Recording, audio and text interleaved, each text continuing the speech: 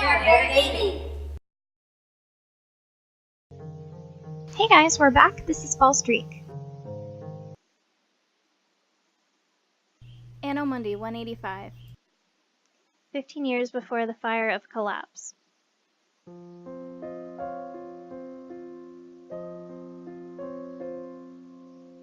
It drifts down from the sky above, a blanket woven by winter's seamstress, draped in its frigid embrace, a run-down building, a broken egg nestled in the snow.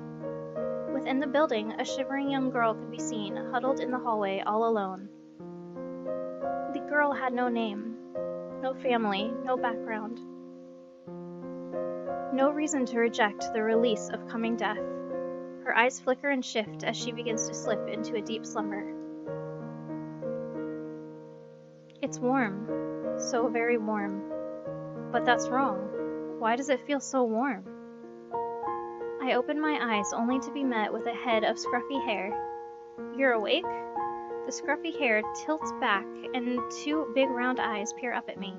A girl around my age. For some reason, she had snuggled up against me and wrapped her blanket around us. You're hungry, right? Eat this. Reaching into the folds of the blanket, she pulls out a loaf of bread and presses it against my lips. My body acts automatically. Bite, chew, swallow. I repeat the process until the bread is gone. Having filled my stomach, thought returns to me at last. Why? Why are you helping me? Why am I helping you? With a big, wide smile, she answers me, because I feel like it. For a moment, the world changes. I didn't know how to describe the change besides different.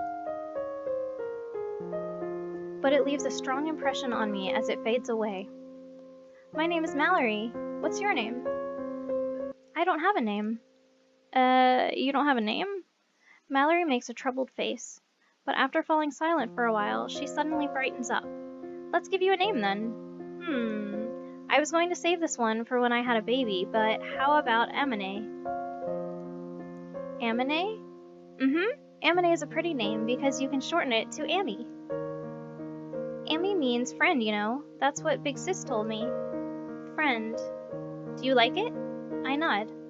Okay then, nice to meet you, Amine. I'm new at the orphanage, so I don't know anyone yet. But I made my first friend here. Haha. Mallory smiles bashfully. Mallory. Yes, Amy? Mallory. Amy. Mallory. Amy! The two of us laugh. I didn't have any real reason for calling her that name. I just liked how it felt when I said her name and when she said my name. My name. Mallory, can I ask you something? What is it? What color is snow? What color is snow? She tilts her head at my question. It's just white, right? It doesn't have a color? White. Can you not see color? I shake my head. The way I saw the world was different from other people. My eyes can see color, and I know what color is. I know what it's supposed to be, but I still can't see it. Huh. I don't really get it. I don't either, but I think I saw it for a bit. I think I saw color when you spoke to me. Really? That means there's hope. We need to figure it out. Not being able to see color sounds so sad. We'll definitely find a way to make you see it. Pinky swear.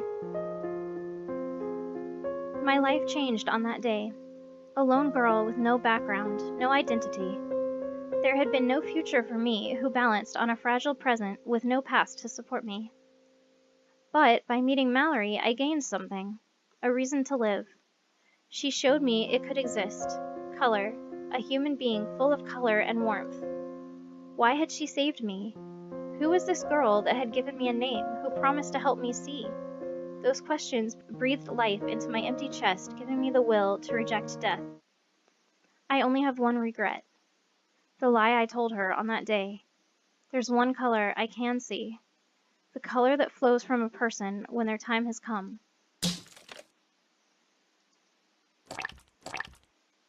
It flowed from his pierced throat.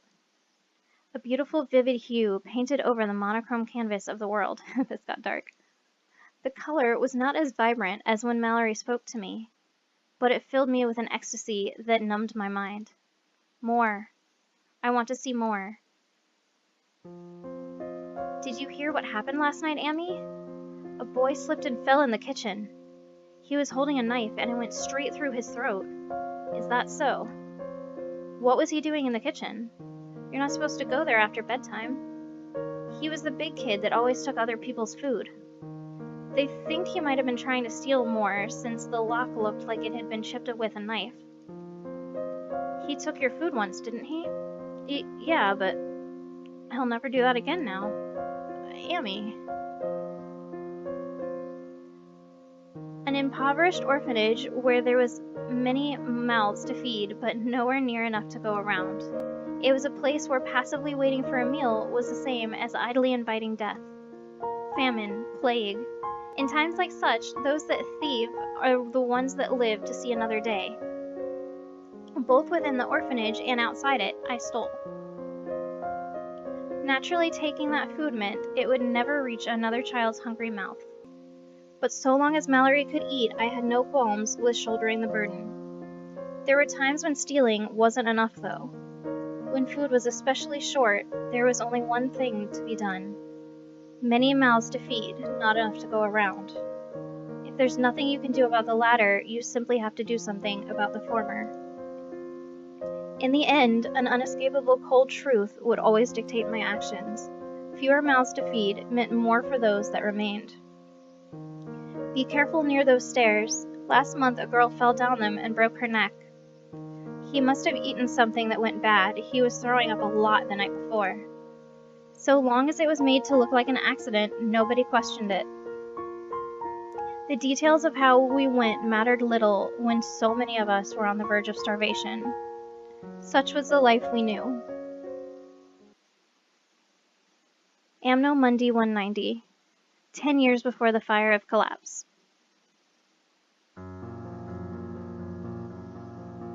No, I don't like it. Why would they come back for you after abandoning you for so many years? It'll be fine, Amy. I told you how I have an older sister, right? She's always been very sickly. Since her medicine cost so much, my parents decided to leave me at the orphanage for a while so they could afford it. It looks like everything is better now, so they want me to come back. I don't trust them. They've never even visited you until now. I think it might be hard for you to understand, Amy, since you've never had a family before. It's true. Having grown up in the orphanage since my first memories, the concept of a family had never seemed like more than a fable to me. You'll visit? I'll come by here as soon as I'm settled in. Pinky swear. Weeks passed without me hearing anything from Mallory. I began to grow restless. The sleepless nights ate at my heart until I could no longer bear it. Taking to the streets, I searched fruitlessly without rest. Then, one day, I came across a chance encounter in Sacatrine's back alleys. A man I recognized as Mallory's father was conversing with a larger man with fine clothing. No more trial runs. We'll complete the transaction today. Has the time come to take my dear Snow White home? Oh, but how it pains me to tear her away from her oh-so-loving family. Shut up. What a miserable man you have become. I do think it regrettable, you know. So bright and talented, you have had a wonderful future ahead of you. Yet now you live in a broken shell of a home, having pawned all your belongings. And to think you would go even this far, how truly pitiful. You have the money, I trust? Of course. Let us go then. Melting into the shadows, I trail after the two men. They take me to the site of what once may have been a fine house. Mallory's father lets the man in. He surveys the area before entering after him. It's time. My heart beats not. I slide up to the door, listen intently. Breath does not come from my mouth. I pick the lock soundlessly, smoothly. My feet do not tread upon this earth. I slip inside, I slip. For I am colorless. I can see it, his back. Mallory's father. Hunched over a table, he fixedly recounts the money he has just received. It's still not enough. The splashing of blood. With cold brutality, I saw deep into his throat, judiciously severing both arteries. Within moments, his muffled gurgling grows silent as his color spills over his beloved money. Kill confirmed. I turn my attention to deeper within the house, an area where noise could be heard from. Down a set of stone steps, I enter a dimly lit basement. The man from before. He towered over the limp figure of a lone girl. That girl was Mallory. I meant to toy with you before taking you back to the manor, but to think you'd faint upon hearing the news. Was it really that shocking, being betrayed by your beloved family? You're no different from the other girls, you know. No matter how much I played with you, you never broke. That's why I'm really looking forward to seeing how long you last. You are mine now, mine and only mine. Oozing with sleaze, the man fingers Mallory's unmoving figure. Something spikes and surges through me at the sight. Dashing forward, I trace a wild arc across the man's neck with my knife. But, with unprecedented reflexes, the man manages to shield himself. Gah! Who the hell are you? The man roars angrily as he clutches at his bleeding wrist. I step back as he lashes out violently with his uninjured left arm. Ducking under one of his wild swings, I slip around him low to the ground and slice into his calf, causing him to lose balance and sprawl onto all fours. The finishing blow. Homing in on the base of his neck, I let my blade descend. But at the last moment, he thrashes and it plunges into his lower back instead. Oh! Making use of his sheer size, the man rams me into the wall. He slams me against the ground and wraps his hands around my neck. Die! Lower back, left section. Arching my torso off the ground, I drag my right arm back as far as possible. Then I jam the fingers of my left hand deep into the wound on his wrist. Quah! When his grip loosens, I muster all of my strength and strike him as hard as I can, right under where the knife is embedded in his back. Twisting free of his weakened grasp, I kick out his injured leg. I use the leverage to wrap my arms around his neck and pull into the guillotine choke. In a desperate last-ditch effort, he tries to lift me into the air. But the closed guard I apply, in conjunction with his calf injury, makes it impossible for him to gain a footing.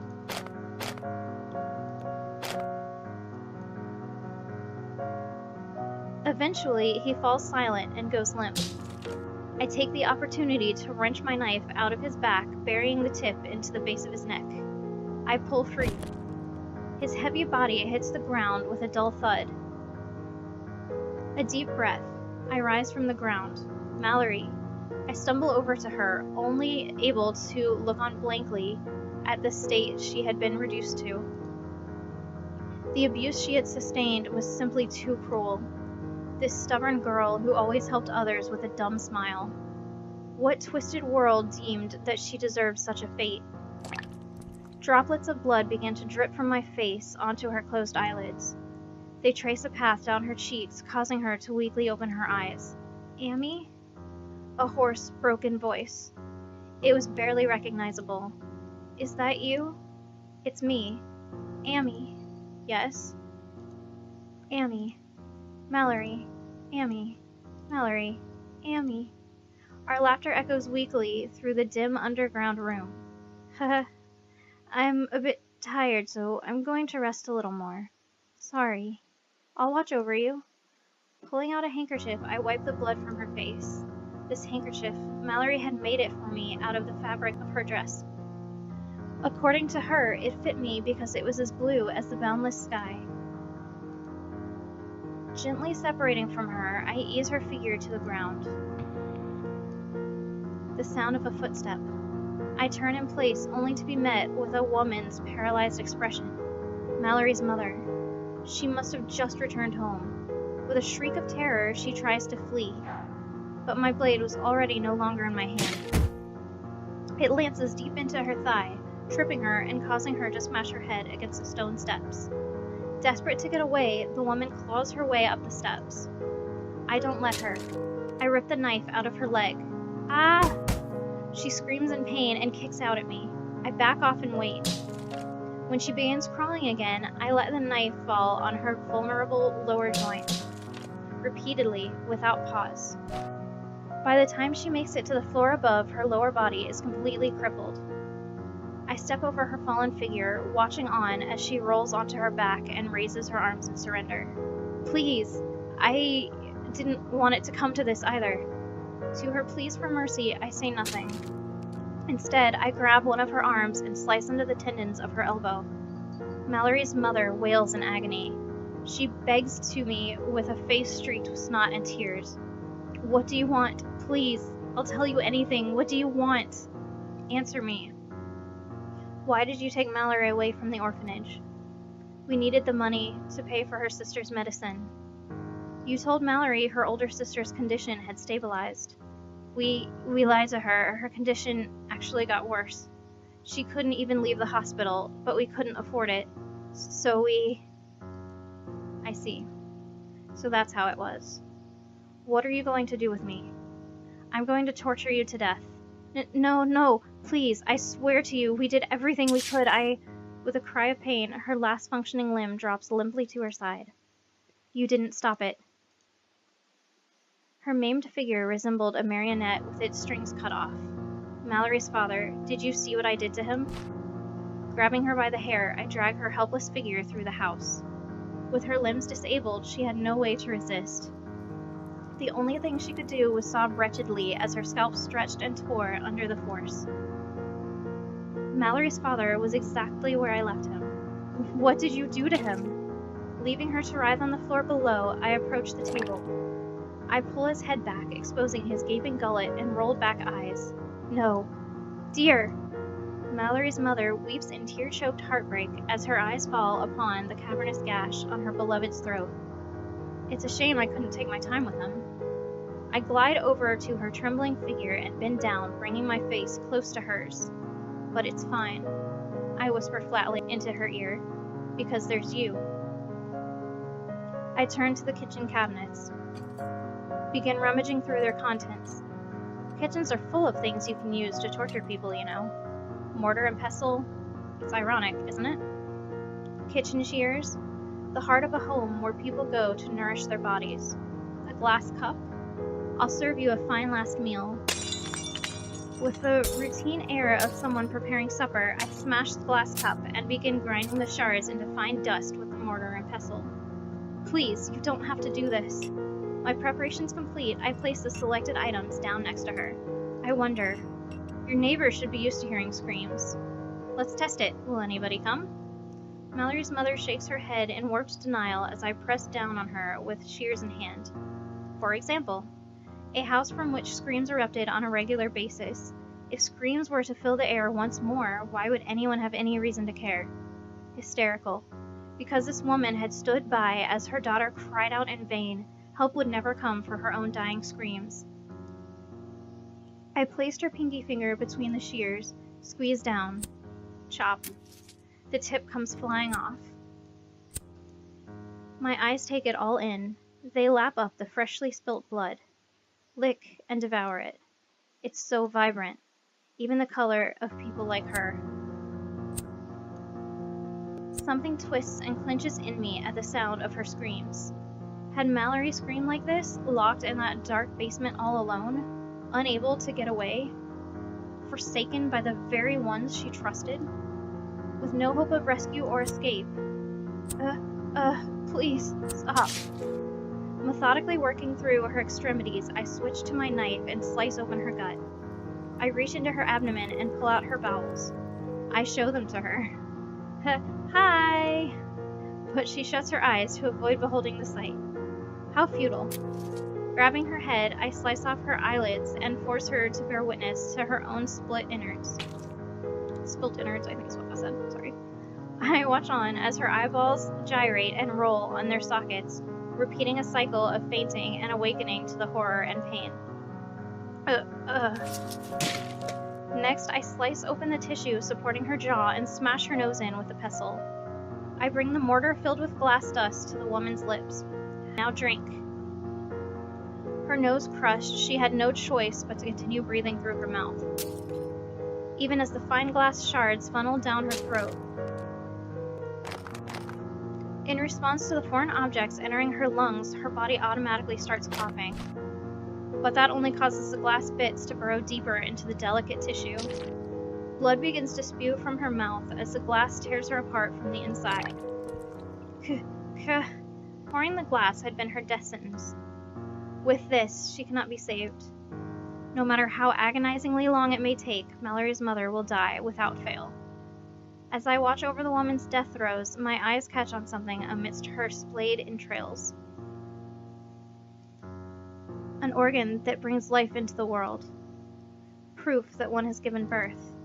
A mother's womb. Fire sparks through my veins as I look upon it. I plunge my knife into the uterus, over and over again. Why did I let her go? Why had I taken so long to realize? Why? Directing the vitriol in my heart into the blade's tip, I mutilate the organ in a blind fury. For all this time, I've been idle. Idle as Mallory suffered. Mallory's mother was no longer breathing. But the ire consuming me did not lessen. It's not enough. This boundless hunger within me. No matter how much I gorge, I can never sate it. The world will kill and eat. Supporting myself against the wall, I unsteadily rise to my feet. The world will kill and eat. This scene I had painted in my wrath.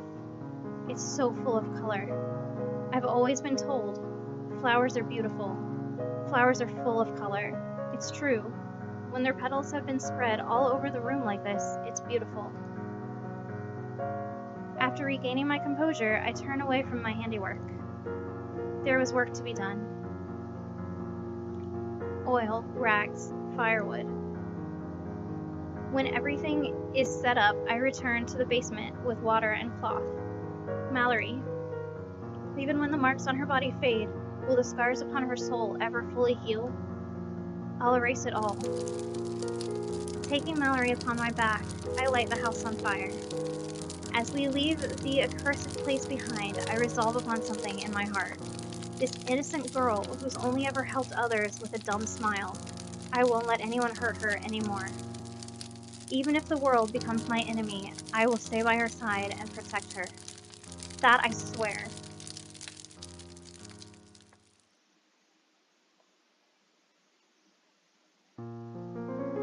Who is it? Come out, I know you're there. I slip through the shadows to the girl's bedside and press a knife to her throat. However, she shows no sign of distress. Pleased to make your acquaintance, my name is Fina. This girl, she did not fear death. Realizing it held no weight, I lower the knife. Mallory's older sister? That I am. Cough. And you are? I'm Mallory's friend from the orphanage. Fina smiles and sighs contentedly. Good girl, she's always been good at following instructions. You must have had your hands full looking after her. That girl doesn't know how to be selfish, you know. Without someone like you as her ally, she would never last in a place like that. Might I know your name? Amine. Huh, the same name that she was planning on giving her firstborn. It must be fate that led you two together. How can I help you, Amine? Do you know of it? What your parents have done to Mallory? What? They lied to Mallory. Took her from the orphanage and locked her in the basement. Letting men rape and ravage her, they trafficked her over and over again. All for money. Money for your treatment. How could they? Fina's lips quiver. Her fingernails dig into her palms. Even though I told them so many times to just let me die. She tries to rise, but the act sends her into a hacking fit. Cough, cough, cough, cough. Ugh. Snapped of strength, she crumbles and collapses against the bed. I have to stop them. There's no need. Your parents are already dead. Your house as well is nothing but ash. Fina goes quiet. She studies my face intently. It was not the reaction I expected. You are not angry? They fell by my hand, after all. You did that all to protect Mallory? I see. Thank you, Amine. I don't understand it well, but your parents, they were family to you. You should be angry, sad. Yet you are thanking me? Why? They're already dead. and I will be following them shortly. But Mallory is still alive. Not enough to convince you, huh? I'll tell you then. It's true that I once loved them, but that feeling has long dried up. I just don't care anymore. Don't feel a thing at the news that they're dead. I know it's ungrateful of me. After all, they sacrificed so much, threw away everything for my sake. But I never asked for any of that. Fina turns to a vase on her bedstand where a single solitary flower lay. Reaching out, she strokes the head of the flower. The petals ply under her fingers. They curl and fall to the ground. Every time they visited, they would always bring flowers. To liven up the room, they would say, but I never wanted any flowers. All I've ever wanted was to lie with my hands turned up and be utterly empty. Empty as I faded away. This girl.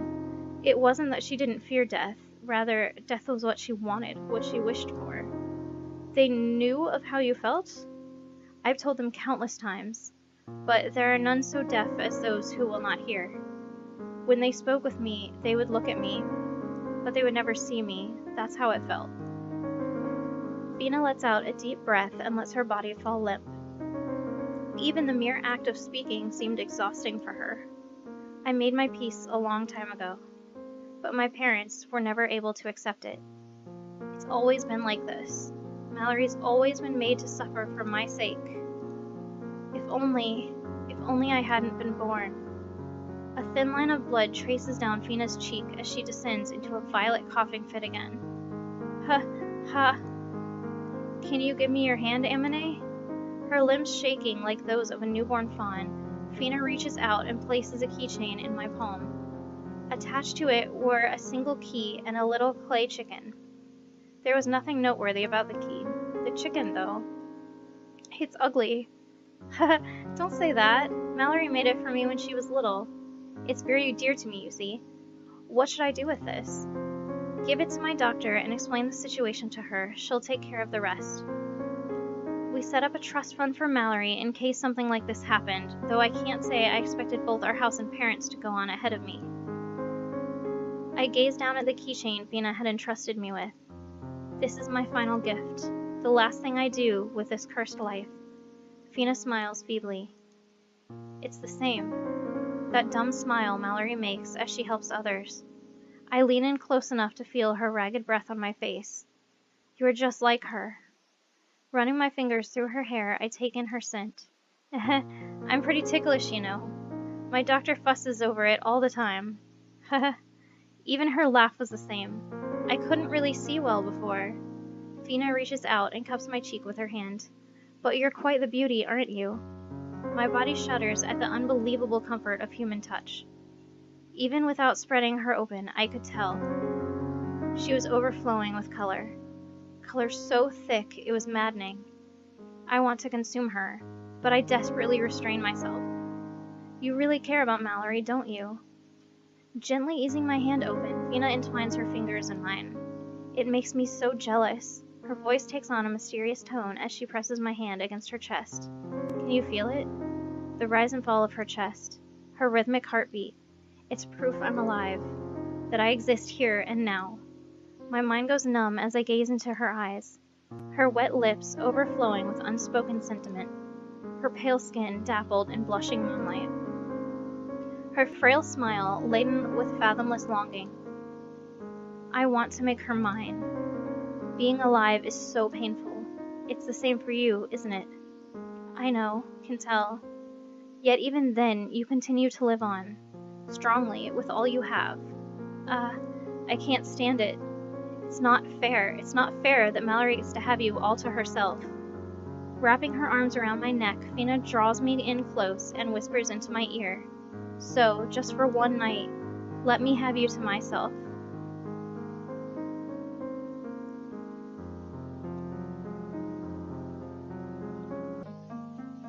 Alright guys, that's going to be it for this episode, so stay tuned for the next episode. Thanks for watching!